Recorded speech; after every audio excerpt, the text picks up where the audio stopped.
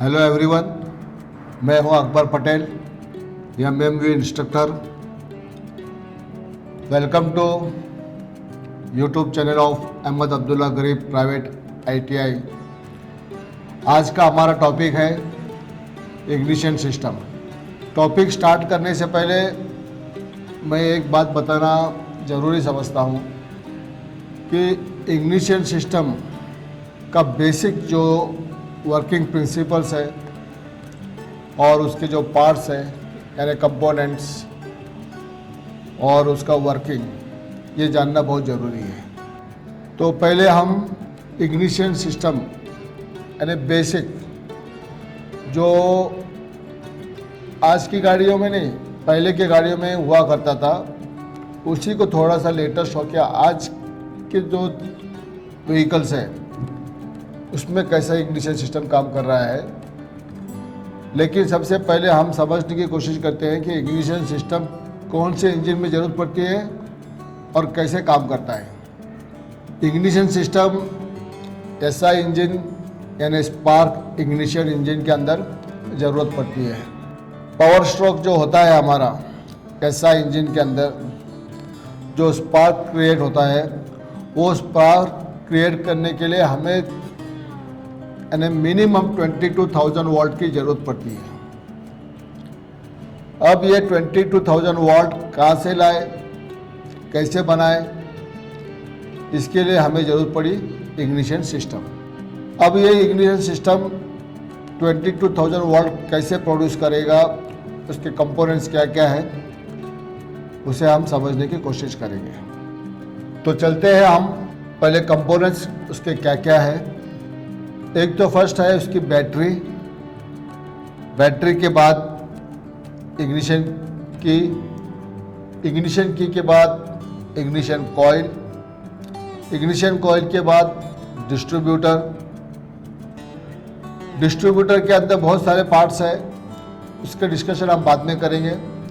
Distributor से spark plug. तो ये है हमारा सर्किट जो इग्निशन सिस्टम में, यानी आप बोल सकते हैं बैटरी इग्निशन सिस्टम। एक सिंपल बेसिक प्रिंसिपल। बैटरी जैसे हम सब जानते हैं कि हमारे ऑटोमोबाइल्स के अंदर नेगेटिव जो है वो पूरा बॉडी नेगेटिव पोर्शन है, अर्थिंग है। वहाँ से जो पॉजिटिव वायर निकलेगा वो जाएगा इग्निशन की में। जैसे ही इग्निशन की हम ऑन करेंगे वहाँ से वो फ्लो जाएगा इग्निशन कॉइल में।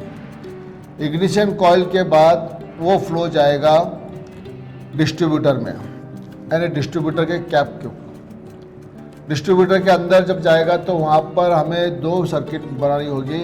एक सर्किट होगी वाई कंडेंसर के थ्रू और दूसरा CB पॉइंट के थ्रू। तो वहाँ हमारा सर्किट कंप्लीट होता है। जैसे कि मैंने पहले बताया था कि हमें 22,000 वोल्ट की जरूरत है, मिनिमम बता रहा हूँ, इससे ज़्यादा भी हो सकता है।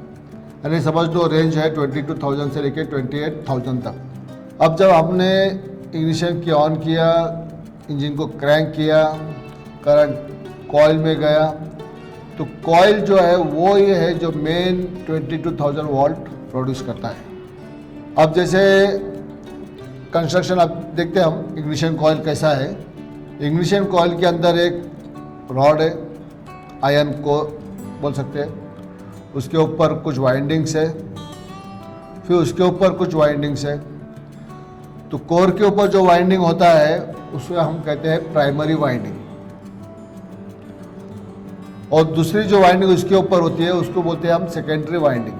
तो जैसे हमने उसको पॉजिटिव करंट वहाँ से सप्लाई किया, पहले गया प्राइमरी वाइंडिंग में, हम उसको बोलते हैं प्राइमरी सर्किट।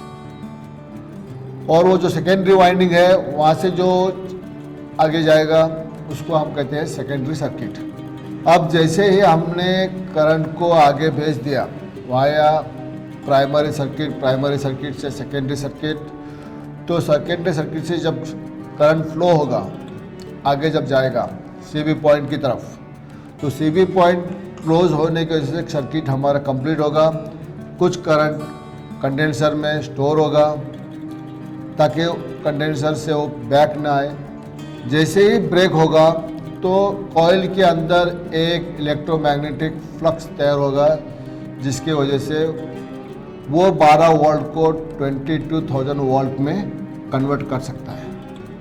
यहाँ से इग्निशन कॉइल से जब ऊपर 22,000 वोल्ट प्रोड्यूस करके जाएगा डिस्ट्रीब्यूटर के अंदर, यानी अब डिस्ट्रीब्यूटर कैप के अंदर। डिस्ट्रीब्यूटर कैप के अंदर जैसे हम सब जानते हैं कि अंदर उसके पार्ट्स हैं, रोटर है, सीबी पॉइंट है, कंडेंसर है, ये सारे पार्ट्स हैं। तो हमने सीबी पॉइंट और कंडेंसर देखा।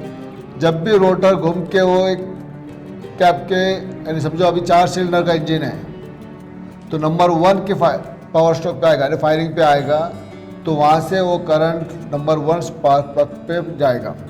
22,000 वोल्ट जो हमने इग्निशन कॉइल की मदद से प्रोड्यूस किया है, वो करंट अब स्पार्क प्लग में चला जाएगा।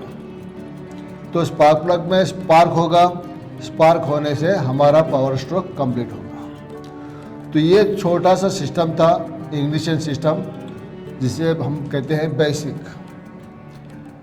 आज के गाड़ियों में यही सिस्टम है, सिर्फ कुछ पार्ट्स को हमने निकाल दिया है, क्योंकि इलेक्ट्रॉनिक का दौर है, इलेक्ट्रॉनिक्स कार आ रहे हैं, इलेक्ट्रॉनिक्स फ्यूल इंजेक्शन जिसे हम कहते हैं। तो वहाँ पर बहुत सारे पार्ट्स जो पहले के कार्स में थे और अभी के कार्स में देखेंगे तो फ़र्क है।